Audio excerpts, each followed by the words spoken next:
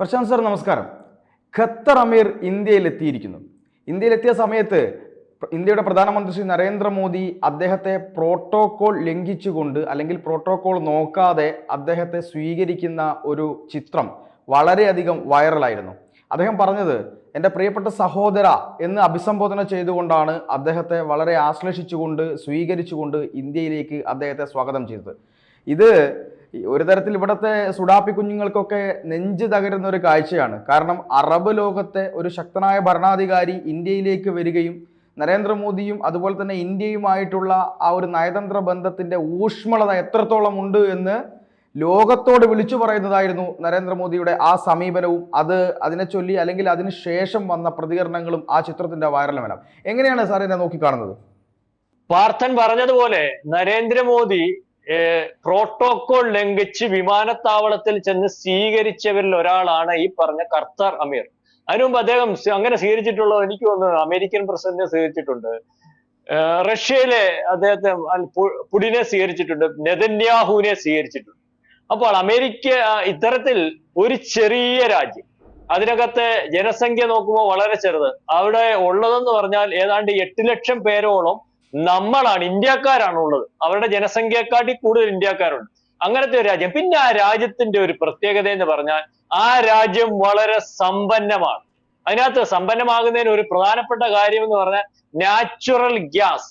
അപ്പൊ natural gas ഏറ്റവും കൂടുതൽ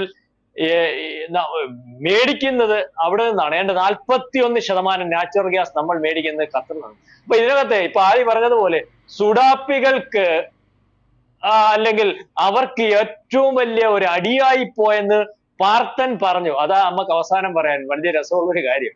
കാരണം ഈ ഖത്തർ അമീർ ഇവിടെ വരുമ്പോൾ പലതും പ്രതീക്ഷിച്ചു. നമ്മളുടെ പ്രധാനമന്ത്രി പ്രതീക്ഷിച്ചെന്ന് പറഞ്ഞാൽ അവരുമായിട്ട് സൗഹൃദം ഉണ്ടാക്കുക, അവരുമായിട്ട് ബിസിനസ് ഉണ്ടാക്കുക.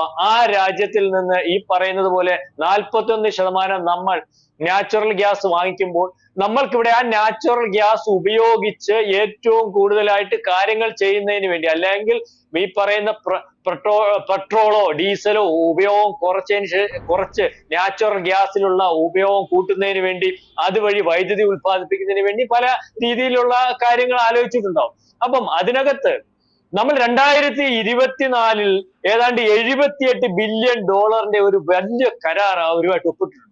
20 കൊല്ലത്തെ ഒരു കരാറാണ്. ഈ കരാർ ഒപ്പിട്ടത് കൊണ്ട് നമുക്ക് വളരെ വലിയ ലാഭമാണ് ഉണ്ടാകുന്നത്. വളരെ വലിയ ലാഭം എന്ന് പറഞ്ഞാൽ ഏതാണ്ട് 50,000 കോടി രൂപ ഇപ്പൊ തന്നെ അതിനകത്ത് ലാഭമുണ്ട്. ഏതാണ്ട് 50,000 കോടി, $6 ബില്യൺ. കാരണം ഇപ്പൊ ഉള്ളതിനെക്കാട്ടിൽ കുറച്ചാണ് തരുന്നത്.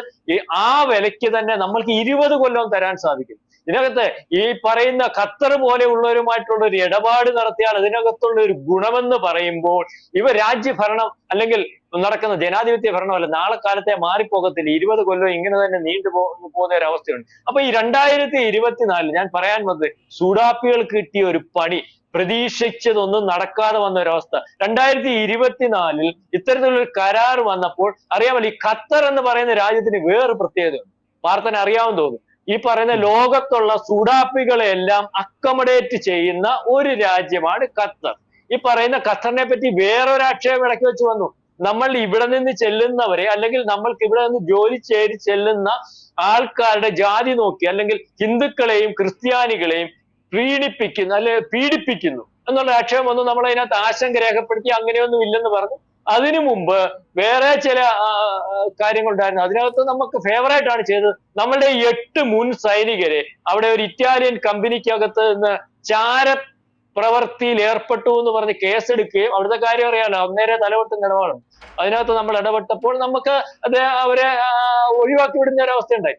അപ്പൊ ഈ രീതിയിൽ ഈ രാജ്യത്ത് ഈ പറയുന്ന ഫണ്ടുകൾ ഈ മറ്റു രാജ്യങ്ങൾ വിധ്വംസ പ്രവർത്തനം നടത്തുന്ന അല്ലെങ്കിൽ ടെററിസ്റ്റ് ആക്ടിവിറ്റീസ് നടത്തുന്നതിന് ഫണ്ട് കൊടുക്കുന്ന രാജ്യങ്ങൾക്കകത്ത് ഏറ്റവും മുൻപേ നിൽക്കുന്നതും അതിന്റെ നേതാക്കന്മാരെ സ്വന്തം രാജ്യത്ത് സംരക്ഷിച്ചു പോകുന്നതുമായിട്ടുള്ള ഒരു രാജ്യമാണ് ഈ പറയുന്ന ഖത്തർ.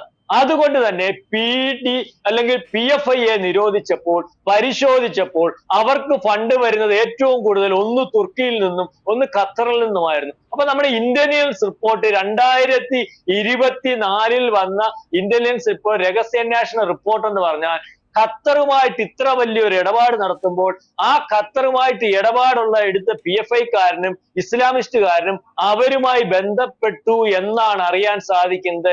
ഇവിടെ വരുമ്പോൾ, ഇവിടെ ഇടപാട് നടത്തുമ്പോൾ, നരേന്ദ്രമോദിയോട് സംസാരിക്കുമ്പോൾ ഞങ്ങളെ കൂടെ ഒന്ന് പരിഗണിച്ചു പോകുന്ന ഒരവസ്ഥയുണ്ടാവണം. അതായത് ഞങ്ങളുടെ പേരിൽ ഇപ്പം എടുക്കുന്നത് പോലെ ഉള്ള ഒരു നടപടി ഉണ്ടാവരുത്. ഞങ്ങളെ സുതാര്യമായിട്ട് അല്ലെങ്കിൽ എന്തെങ്കിലുമൊക്കെ ഒന്ന് നടത്തി പോകുന്നതിന് വേണ്ടിയുള്ള ഒരു അനുവാദം വേണം. അത്തരത്തിലുള്ള ഒരു തീരുമാനം ഉണ്ടാകും ഖത്തർ അമീർ ഇവിടെ വന്നപ്പോൾ എന്ന് വിചാരിച്ചിരുന്ന സുഡാപ്പികൾക്ക് കിട്ടിയ 8ന്റെ പണി.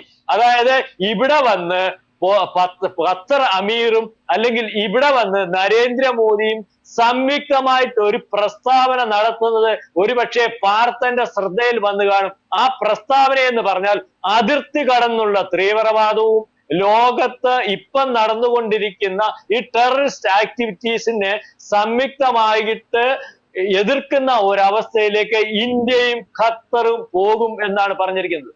അതുപോലെ തന്നെ വേറെ കാര്യം ശ്രദ്ധിച്ചു, അദ്ദേഹം 1,00,000 കോടി രൂപ നരേന്ദ്രമോദിക്ക് കൊടുത്തു എന്ന് പറയാൻ പറ്റുന്ന രീതിയിലുള്ള ഒരു ഇടപാടാണ് നടത്തിയിരിക്കുന്നത്. ഇൻവെസ്റ്റ്മെന്റ് 1,00,000 കോടി രൂപയുടെ ഇൻവെസ്റ്റ്മെന്റ്. വാർത്ത ഇതിനകത്ത് പണി സുഡാപ്പികൾക്ക് മുട്ടം കിട്ടും. കാരണം ഖത്തറിൽ നിന്ന് 1,00,000 കോടി രൂപ ഇവിടെ മാനുഫാക്ചറിംഗ് രംഗത്തും ടെക്നോളജി രംഗത്തും പല മേഖലയിലും പ്രധാനപ്പെട്ട തന്ത്രപ്രധാനമായിട്ടുള്ള മേഖലയിൽ ഇവിടെ ഇൻവെസ്റ്റ് ചെയ്യാൻ പോകുമ്പോൾ എന്ന് പറഞ്ഞാൽ ഇനി ഇവിടുത്തെ ജമാഅത്തെ ഇസ്ലാമിക്ക് ഖത്തറിൽ നിന്ന് കാശ് കിട്ടത്തില്ല, ഇവിടുത്തെ PFI-കാരന് കിട്ടത്തില്ല, അല്ലെങ്കിൽ ആനപ്പുറത്ത് കയറിയിരുന്ന ഹമാസിന്റെ തല വെച്ചവന് കിട്ടത്തില്ല.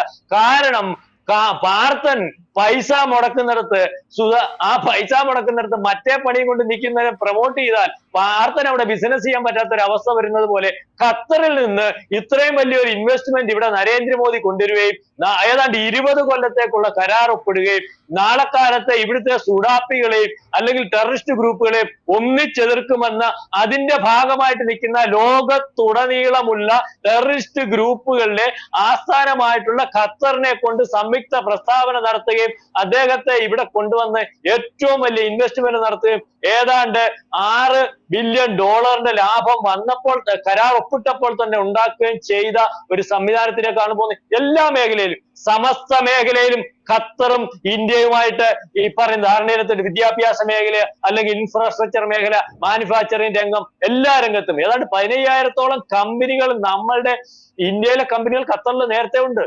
അതായത് അവിടുത്തെ ഈ പറയുന്ന വളരെ കൂടുതലാണ്. ഞാൻ ആദ്യം പറഞ്ഞതുപോലെ 8 ലക്ഷം പേര് അവിടെ ജോലി ചെയ്യുന്നുണ്ട്. അവിടുത്തെ ജനസംഖ്യയെക്കാട്ടി കൂടുതൽ ആൾക്കാർ ജോലി ചെയ്യുന്ന ഒരു സ്ഥലമാണ്. അപ്പൊ ആ രാജ്യത്ത് നമ്മൾക്ക് ചില ബുദ്ധിമുട്ടുകൾ. ഇപ്പൊ ബംഗ്ലാദേശില് ഈ ഇടയ്ക്കൊരു വാർത്ത ശ്രദ്ധിക്കുകയാണ്. ജമാഅത്തെ ഇസ്ലാമിക്ക് ഫണ്ട് കൊടുക്കുന്ന ഖത്തറാണ്. ജമാഅത്തെ ഇസ്ലാമിയാണല്ലോ രാജ്യം അസ്ഥിരപ്പെടുത്തിയത്. ആ ജമാഅത്തെ ഇസ്ലാമിയാണല്ലോ നമ്മളെ ആക്രമിക്കുന്നതിന് വേണ്ടി തുട്ടൂര് ഇറക്കിക്കൊണ്ടിരിക്കുന്നത്. അപ്പൊ ഇനി അത് ഉണ്ടാവത്തില്ല. മാത്രമല്ല ഖത്തർ അമീർ വേറൊരു കാര്യം ശ്രദ്ധിക്കാൻ വേണ്ടി വന്നു, അല്ലെങ്കിൽ നരേന്ദ്രമോദി കെട്ടിപ്പിടിച്ചതേ മാധ്യമങ്ങൾ കണ്ടുള്ളൂ. നരേന്ദ്രമോദിയുടെ കാല് പിടിച്ചിട്ടുണ്ടോ ഖത്തർ അമീർ എന്നുള്ള കാര്യവും ഇത്രയും വിപുലമായിട്ട് ഇന്ത്യയുമായിട്ട് ഒരു കരാറും അല്ലെങ്കിൽ സൗഹൃദവും ഒക്കെ ഏർപ്പെട്ടതിന്റെ പുറത്ത് ട്രംപ് ഉണ്ടോ എന്നൊരു സംശയമുണ്ട്. നിങ്ങൾ കണ്ടു കാണും, ട്രംപ് ജയിച്ചു വന്നതിന് ശേഷം ഖത്തർ അമീർ ട്രംപിനെ വിളിച്ചപ്പോൾ അമീറിന്റെ അടുത്ത് ട്രംപ് പറഞ്ഞത് പണിയൊക്കെ നിർത്തിക്കോണം, അവിടുത്തെ ടെററിസ്റ്റ് ഗ്രൂപ്പുകളെ ഒഴിവാക്കിക്കോണം, അല്ലെങ്കിൽ ഞാൻ ഇടപെടേണ്ടി വരും, അവിടുത്തെ ബേസ് മാറ്റുന്ന ഒരവസ്ഥയിലേക്ക് വരും. ഏറ്റവും വലിയൊരു എയർബേസ് ഉണ്ട് അമേരിക്കയുടെ അവിടെ. ട്രംപ് ആലോചിച്ചുകൊണ്ടിരിക്കുക അവിടുത്തെ ബേസ് മാറ്റിയാൽ. നമ്മളീ പറയുമ്പോൾ കോടിക്കണക്കിന് രൂപയുടെ ആസ്തിയുണ്ട്, കോടാനുകോടി GDP ലെവൽ യൂറോപ്യൻ കൺട്രീസിനെക്കാട്ടിൽ ഇൻഡിവിജ്വൽ ആയിട്ട് ഓരോ പേഴ്സന്റെ വെച്ച് നോക്കുമ്പോൾ GDP ലെവൽ പല യൂറോപ്യൻ കൺട്രീസിനെക്കാട്ടും മേളിലാണ് ഖത്തറിന്റെ. പക്ഷേ അവരുടെയൊക്കെ ഒരു പ്രശ്നം വന്നാൽ എതിരിടാൻ പറ്റുന്ന സൈനിക സംവിധാനമോ പ്രതിരോധ സംവിധാനമോ ഒന്നുമില്ലാത്ത ഒരു രാജ്യമാണ്. പൈസ മാത്രമേ ഉള്ളൂ, തലയ്ക്കകത്ത് ഈ പറയുന്നത് പോലെ ബുദ്ധിയും കാര്യങ്ങളും ഒന്നുമില്ല. അതുകൊണ്ട് തന്നെ അപകടം മണത്തു. ആ അപകടത്തെ തടയിടുന്നതിന് വേണ്ടി ട്രംപ് ഒരുങ്ങിയാൽ ആ ഒരുക്കത്തിന് അവിടെ ഒന്ന് നിൽക്കട്ടെ, നമുക്കൊന്ന് ആലോചിക്കാം എന്ന് പറയാൻ ഇന്ന് ലോകത്ത് കഴിയുന്ന രാഷ്ട്ര നേതാക്കന്മാരിൽ നരേന്ദ്രമോദിയാണ് മുന്നിൽ. അതുകൊണ്ട് തന്നെ നരേന്ദ്രമോദിയുടെ വരുതിക്ക് ഈ പറയുന്ന ഖത്തർ അമീർ വന്നു. എന്ത് വേണേലും തരാം, എങ്ങനെ വേണേലും നിൽക്കാം, ഏത് സുഡാപ്പികളെയും തള്ളിപ്പറയാം. ഞങ്ങളുടെ കാര്യത്തിനകത്ത് അമേരിക്കയുടെ ഭാഗത്തു നിന്നും ഇത്തരത്തിൽ കഠിനമായ തീരുമാനങ്ങൾ ഉണ്ടാവരുതെന്ന് നമ്മൾക്ക് ആലോചിക്കേണ്ടി വരും. ഏതായാലും ഖത്തർ അമീർ ഇവിടെ വന്ന് 1,00,000 കോടി രൂപ നരേന്ദ്രമോദിക്ക് കൊടുത്തിട്ട് പോയി എന്ന് വേണം കരുതാൻ. ഇവിടുത്തെ സുഡാപ്പികൾ വിചാരിച്ചു അവരെ ഒന്ന് പരിഗണിക്കണമേ എന്ന് പറയുന്നതിന് വേണ്ടിയാണ് ഖത്തർ അമീർ ഇവിടെ വന്നത്. പക്ഷെ അവരെ പരിഗണിക്കണമെന്ന് പറയുന്നത് പോയിട്ട് അവരെ ഇവിടുന്ന് തുടച്ചു നീക്കാൻ ഞാനും നിങ്ങളുടെ കൂടെ ഉണ്ടാകും എന്ന് പറഞ്ഞിട്ട് പോകുന്ന ഒരു ഖത്തർ അമീറിനെയാണ് നമ്മൾ കാണാൻ സാധിക്കുന്നത്. അതായത് ഖത്തറും ഇന്ത്യയുമായി 2047 വരെയുള്ള കരാർ, ഈ നാച്ചുറൽ ഗ്യാസുമായിട്ട് ബന്ധപ്പെട്ട കരാർ, വിവിധ കരാർ, അത്തരത്തിലുള്ള ഒരു കരാറുമായി ബന്ധപ്പെട്ട് UAE-യും കുവൈറ്റും മറ്റീ പറയുന്ന ഇസ്ലാമിക രാജ്യങ്ങളുടെ കൂടെ ഈ പറയുന്ന ചാണകത്തിൽ ചവിട്ടി നിൽക്കുന്ന വർഗീയവാദിയായിട്ടുള്ള ഇവിടുത്തെ സുഡാപ്പികൾ പറയുന്ന നരേന്ദ്രമോദിയുടെ കൂടെ ഇസ്ലാമിക രാജ്യങ്ങളിൽ ഏറ്റവും അവസാനം ഏറ്റവും വലിയ പ്രോക്സി ഗ്രൂപ്പുകളുടെ പ്രൊമോട്ടറായിട്ടുള്ള ഖത്തറും വന്നു നിന്നു മുന്നോട്ട് പോകുന്നു എന്ന് പറയേണ്ടി വരും.